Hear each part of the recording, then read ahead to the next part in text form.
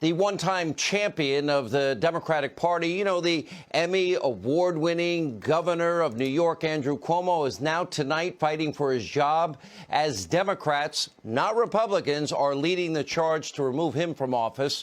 This, of course, after the deadly COVID nursing home cover-up and new troubles tonight as new sexual harassment allegations are now adding a lot of fuel to that fire. But the most prominent I-believers in the Democratic Party are nowhere to be found. We will explain, all coming up. First, Kevin McCarthy is calling it the Pelosi Payoff. Well, I think we can say it's the Pelosi-Schumer payoff. Democrats are now trying to ram what is a massive $1.9 trillion, with a T, dollar spending bill through the House of Representatives as early as tomorrow. Now, they want you, the American people, to believe something that's not true. They want you to believe this is an emergency COVID relief package. It's going to help we, the people. Nothing could be further from the truth. Get this. Only 9% of the $2 trillion goes towards fighting COVID-19. 9%. Nearly $700 billion will not even be spent for years until after 2022. Last I checked, this is 2021. And that includes billions of dollars in this bill that won't even be spent until 2024.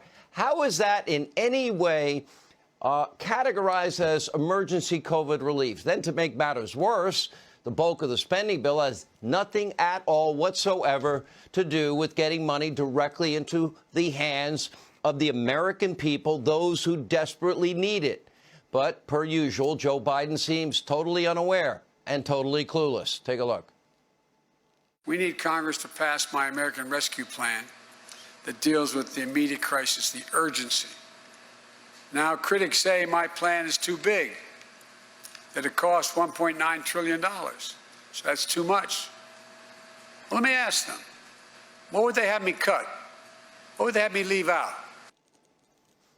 Okay, I'll answer. I'll tell you what to cut, Joe. We'll start with the $350 billion bailouts for irresponsible state and local governments. In other words, this money would go towards blue, high-tax states, blue states with massive budget deficits, states that tax their residents into oblivion, states that never balance their budgets and are now looking for a handout from voters in red states who elect politicians, governors that are fiscally responsible, state legislatures that don't raise taxes, states that actually balance their budget and fully fund pensions and didn't buy into the insane draconian shutdowns like New York and New Jersey and California and Michigan. In other words, the Democrats want to redistribute money from states like Texas and Florida that are fiscally responsible and give it to governors like Newsom, Cuomo, Whitmer, Murphy, and Wolf that are not fiscally responsible. Now, I'd also cut, Joe, if you're asking, the $112 million tunnel in Silicon Valley. I think they have enough of their own money. This is just outside of Nancy Pelosi's district. Tell me, Joe, how's that COVID relief? And I have more areas, Joe, for you to cut. The $1.5 billion that he earmarked for the Seaway International Bridge, which connects Canada to New York, in Chuck Schumer's home state of New York. You can cut that money for emergency COVID relief out also. You can also cut the $40 billion for colleges and universities that have been collecting tuition the entire time.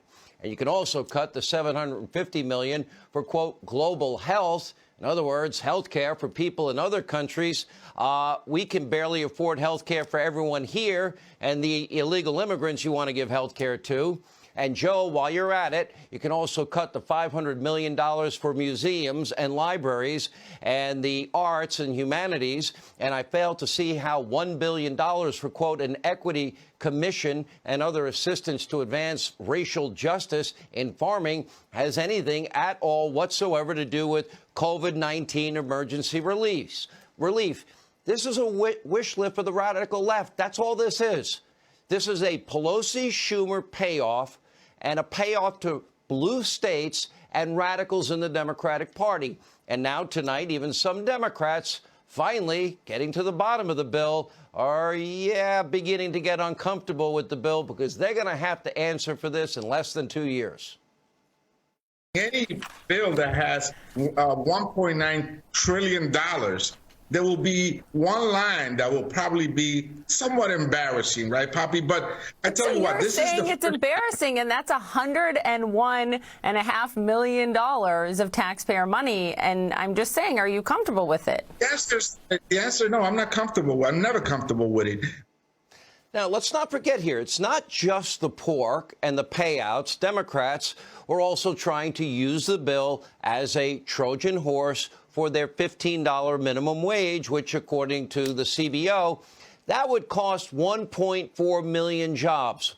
Oh, in the middle of a pandemic, not a good idea. In the middle of eliminating high-paying career, six-figure paying jobs, career jobs in the energy sector, not a good idea. A job where the job market's going to be flooded with 11 to 15 million illegal immigrants, not a good idea. But also breaking tonight, the U.S. parliamentarian, by the way, ruled that the minimum wage